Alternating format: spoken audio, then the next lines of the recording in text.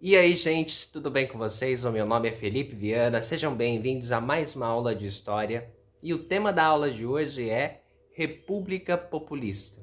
Então, quando a gente fala sobre República Populista, a gente fala que todos os presidentes desse período, eles vão ter um apelo muito grande, uma relação muito grande com as massas, com o povo, e por isso que vai ser uma república populista.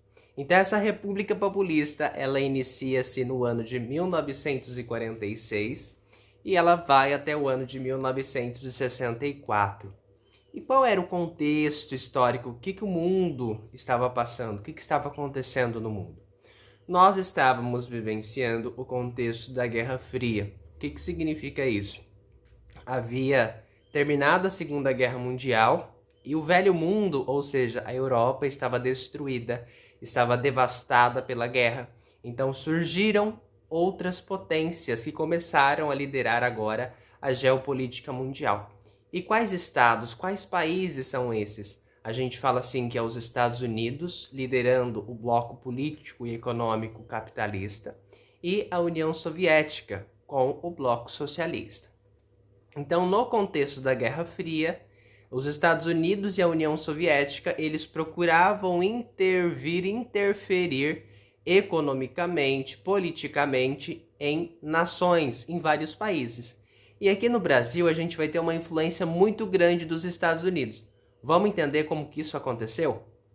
Então, o primeiro presidente que nós temos populista é um cara chamado de Eurico Gaspar Dutra. Ele chegou ao poder no ano de 1946, governou o Brasil até o ano de 1950.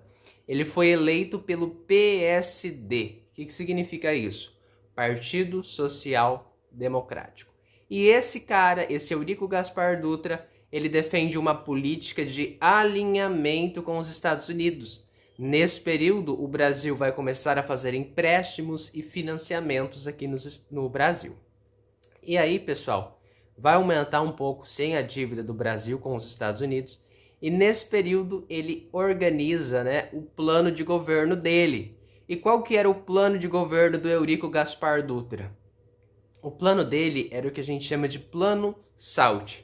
O que significa isso? Cada letra desse plano simboliza um setor a ser desenvolvido. Então, SALT vem saúde, alimentação, transporte e energia. Mas e a educação? Educação não é prioridade no Brasil, gente.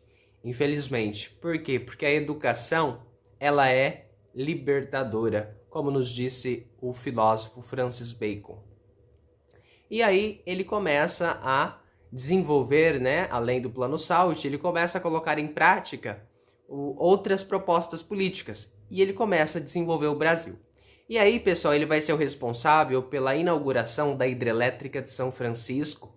O Brasil é rico em bacias hidrográficas. Vamos gerar água, vamos levar água para a população, levar energia para a população. Isso é muito importante. Então, ele é o responsável pela inauguração da hidrelétrica de São Francisco. O que mais que ele faz? Gente, uma coisa muito importante. É ele que constrói a rodovia que liga o estado de São Paulo ao estado do Rio de Janeiro. Então, quando você estiver passando lá pela rodovia, ou a Via Dutra, como é popularmente chamada, lembre-se, foi um cara populista que criou essa rodovia que liga o estado de São Paulo ao estado do Rio de Janeiro. E aí, gente, uma coisa que a gente tem que falar aqui é que nesse período todos os presidentes eles estavam legitimados por uma Constituição. E que Constituição era essa?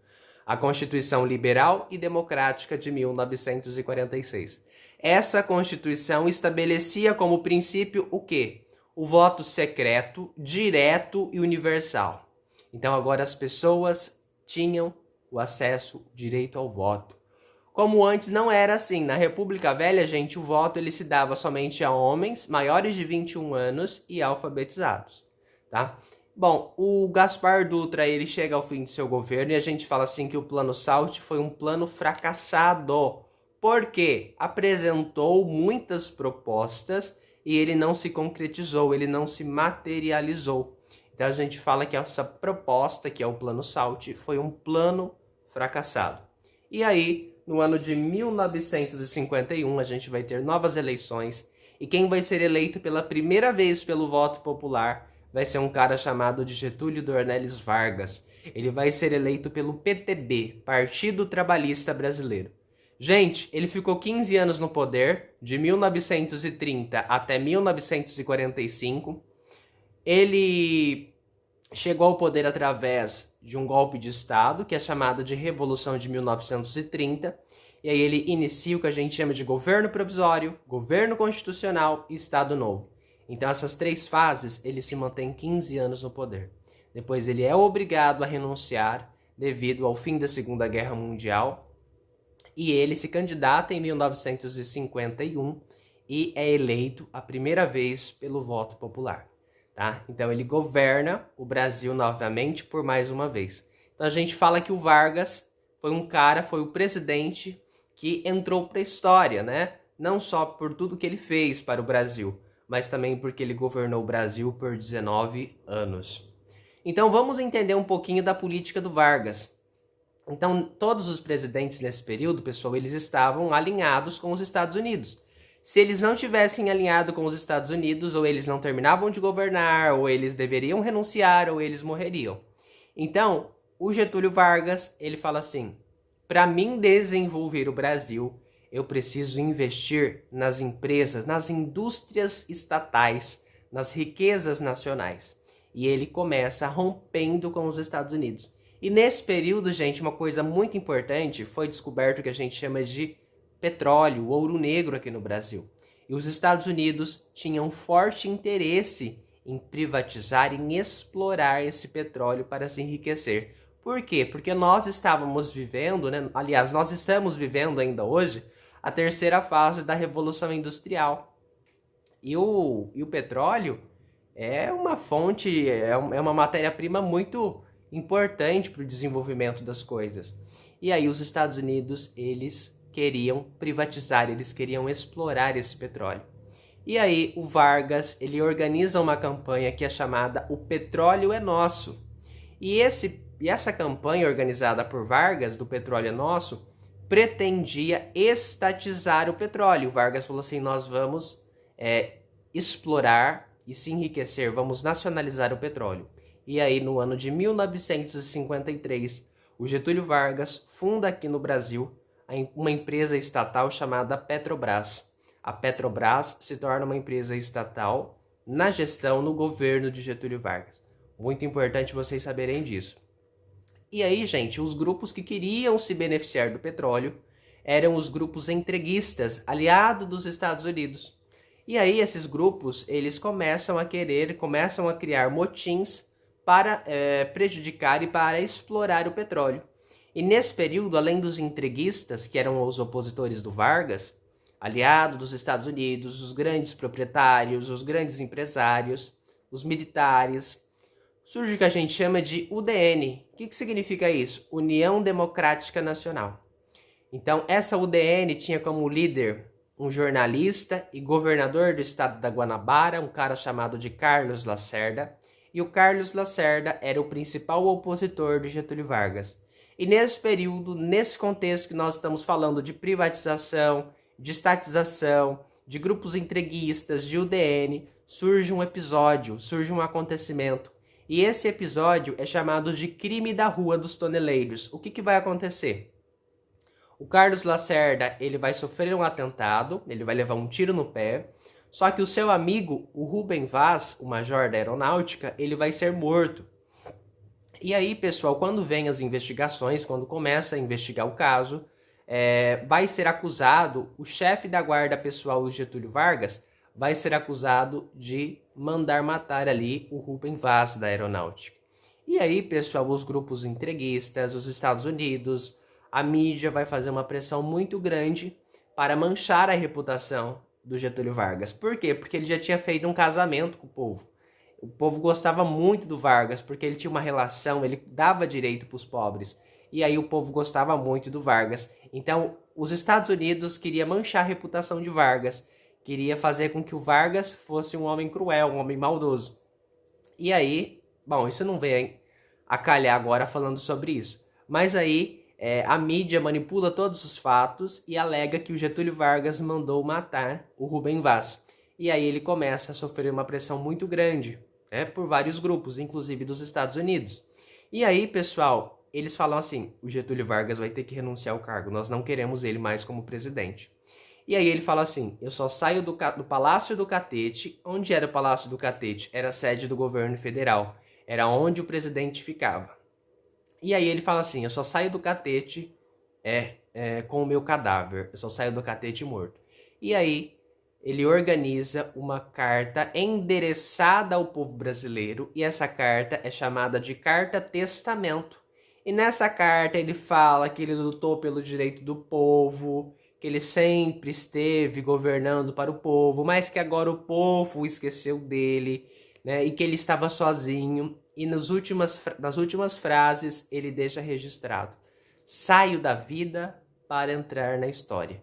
E após isso ele se suicida com um tiro no peito, tá? Então ele se suicida e com isso, se suicidando, ele consegue adiar um golpe militar por mais 10 anos, porque naquele contexto os militares já queriam aplicar um golpe de Estado. E aí, gente, quem termina de cumprir o governo, né, vai ser o seu vice, um cara chamado de Café Filho. Ele depois vai ser afastado por motivos de doença, e quem vai terminar de cumprir vai ser um cara chamado de Carlos Luz, vai ser acusado de corrupção, vai sofrer um golpe. E quem termina de governar até Juscelino Kubitschek assumir vai ser um cara chamado de Nereu Ramos. E aí, gente, a gente chega ao famoso JK, o famoso Juscelino Kubitschek. Então, o Kubitschek, quem era o Kubitschek? Ele era médico, havia sido prefeito da cidade de Belo Horizonte e governador do estado de Minas Gerais. Então, o Juscelino Kubitschek, ele chega ao poder em 1956 e governa até 1961. Ele vai ser eleito pelo PSD, Partido Social Democrático. Gente, muita atenção nesse cara, porque esse período é um período de grande desenvolvimento do Brasil, mas vai ser um período de muita inflação, de muita desigualdade social. Vamos entender o porquê. Então ele chegou ao poder e ele fala assim, para mim desenvolver o Brasil, eu preciso investir nas indústrias internacionais também. Eu preciso abrir as portas do Brasil para o capital estrangeiro, para o capital internacional. E ele faz isso. E nesse período o Brasil vai ter uma dívida gigantesca com o FMI. O que significa isso? É um banco dos Estados Unidos que empresta dinheiro para todo mundo. E o FMI significa Fundo Monetário Internacional. Gente, esse período é um período de grande desenvolvimento, mas um período de muita inflação. E o Kubitschek, o famoso JK, ele fala assim, eu vou desenvolver o Brasil 5 anos em apenas 50. Esse era o famoso plano de metas, o seu plano de governo era 50 anos em 5. Ele falava que em apenas 5 anos de governo, ele iria desenvolver o Brasil em 50 anos.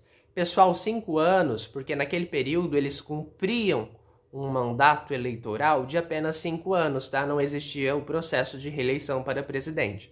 O processo de reeleição foi criado por uma emenda parlamentar, né, na época do então ex-presidente da República, Fernando Henrique Cardoso. E aí, pessoal, ele abre as portas do Brasil para o capital internacional. Então ele começa investindo no que a gente chama de indústrias de bens de consumo não duráveis. O que significa isso? Ele promove a abertura das empresas estrangeiras. E nesse período começa a ser fabricado no Brasil o que a gente chama de eletrodomésticos, televisão, rádios. E por conta de todo o glamour das radionovelas, do cinema, do teatro, esse período é chamado de Anos Dourados, né? Então é um período de grande prosperidade econômica, as pessoas estão se enriquecendo facilmente, estão tendo acesso aos meios de comunicação, e ele começa a investir também nas indústrias de bens de consumo duráveis. O que significa isso? Ele investe na indústria automobilística. Então, nesse primeiro momento, nós vamos ter o nosso Fusca sendo fabricado aqui no Brasil. E quais são as empresas que vão vir aqui para o Brasil inicialmente? A Volkswagen e a General Motors. Então, nesse período, a gente tem a fabricação do nosso primeiro carro aqui no Brasil. Gente, uma coisa muito importante, ele promove a criação da hidrelétrica de Furnas. Ele promove a criação da hidrelétrica das Três Marias também.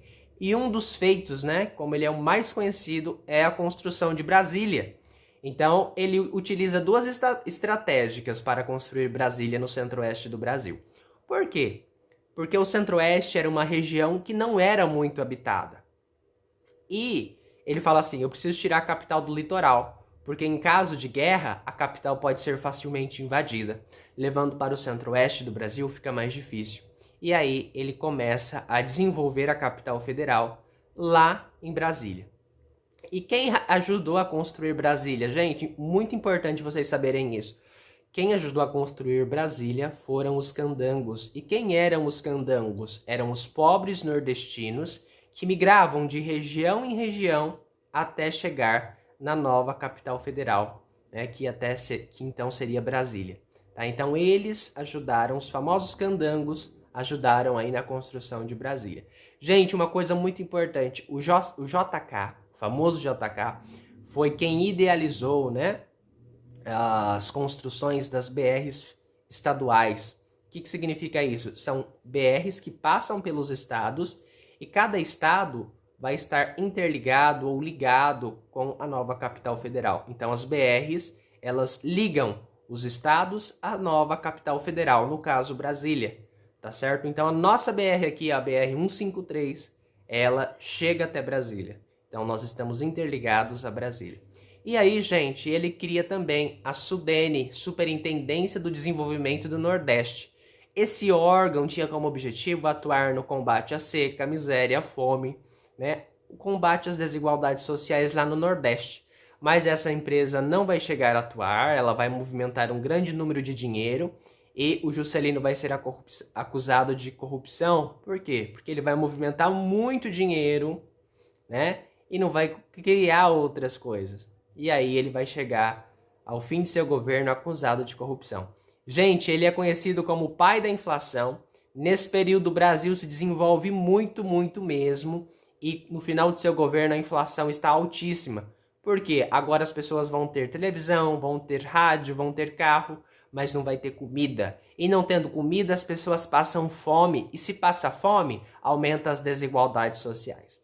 E aí, gente, uma coisa que é muito importante também é que o período dele, né, é chamado de êxodo rural. Ou seja, a população sai dos sítios, das fazendas e vai para a zona urbana. E aí, gente, quem vai chegar ao governo, quem vai chegar a ser presidente do Brasil nesse período vai ser agora, em 1961, vai ser um cara chamado de Jânio Quadros. Ele era do PTN, coligado com a UDN. Então, o símbolo de governo dele era uma vassoura. E ele falava que ele iria varrer a corrupção do JK. E aí, gente, ele começa a promover algumas coisas assim meio piradas, né? Ele proíbe a briga de galos, ele proíbe o uso de biquínis em locais públicos, ele proíbe o uso de lança-perfumes em festas de carnavais, que era um negócio que o pessoal cheirava. E aí, ele anuncia em uma entrevista que ele faz que ele vai deixar de ser presidente, que ele vai renunciar ao cargo de presidente, porque forças maiores impedem ele de governar. E aí, ele renuncia ao cargo de presidente e quem assume vai ser o seu vice, que era uma cria política de Getúlio Vargas, um cara chamado de João Goulart. O João Goulart, então, chega ao poder em 1961 e ele era do PTB, o mesmo partido que Getúlio Vargas. E aí, ele fala assim, eu sou comunista, eu vou governar para os pobres, eu vou defender os interesses dos pobres. E aí, pessoal, a elite não gosta muito dessa ideia. Por quê? Porque os ricos, gente, eles não gostam que os pobres têm direito, tá? Vamos falar a verdade. E aí, o que vai acontecer nesse período? O Brasil, ele deixa de ser uma república presidencialista, onde o presidente é o líder, é o chefe de governo, e o Brasil se torna uma república parlamentarista. O que significa isso? Eu deixo de ser presidencialista, onde o presidente é o líder, o chefe de Estado, e o Brasil se torna uma república parlamentarista, onde quem governa, quem é o chefe de Estado é o primeiro-ministro através do parlamento. Então, quem era o primeiro-ministro nesse período? Um cara chamado Tancredo Neves, avô do Aécio Neves, que tenho certeza que vocês já conhecem. E aí, pessoal, ele vai começar a governar. E aí foi organizada uma consulta popular, né, o que a gente chama de plebiscito, no ano de 1964. E nessa consulta popular foi estabelecido o seguinte: pessoas, sociedade, vocês querem a volta do presidencialismo ou querem que continue o parlamentarismo? E as pessoas votam pela volta do presidencialismo. Então, com isso, com essa consulta popular, o João Goulart, ele restabelece o seu governo, ele restabelece os seus poderes e ele começa a governar. E nisso ele apresenta o seu projeto, o seu plano de governo, que é o que a gente chama de reformas de base. E dentro dessas reformas de base, ele anuncia a reforma agrária. O que significa a reforma agrária? Gente, uma das coisas que é mais importante, que isso que tirou ele do poder. Ele anuncia essa reforma agrária, que é tirar a terra daqueles grandes empresários, daqueles grandes proprietários da Igreja Católica. Naquele período a igreja tinha terra, tirar as terras dos militares e distribuir para os sem terra. Distribuir para quem não tem um pedaço de chão para plantar, para sobreviver. E com isso, a Igreja Católica, o exército, a elite, organiza um movimento chamado Com Deus e pela Família, em deposição, para depor, na verdade, o presidente Jango. E aí, com isso, ele vai renunciar, ele vai ser exilado lá no Uruguai. E aí o Brasil deixa de ser uma república, deixa de ser uma democracia e o Brasil se torna uma ditadura militar. Então, no ano de 1964, o Brasil sofre um golpe de Estado. E nesse período, quem chega ao poder são os militares. Gente, essa aula ficou um pouquinho mais comprida, né, devido a todo esse assunto, mas espero que vocês tenham gostado e fico muito feliz que vocês tenham assistido. Muito obrigado e até uma próxima aula.